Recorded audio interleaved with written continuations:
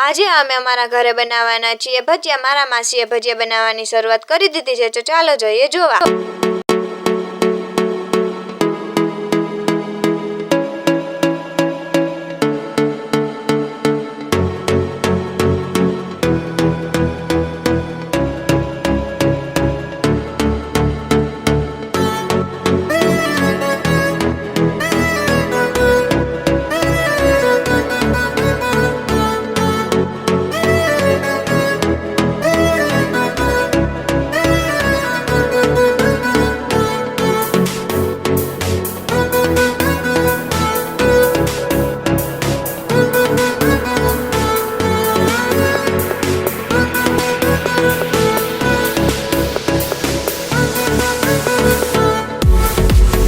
થઈ ગયા છે તૈયાર, તો હાલો જમવા।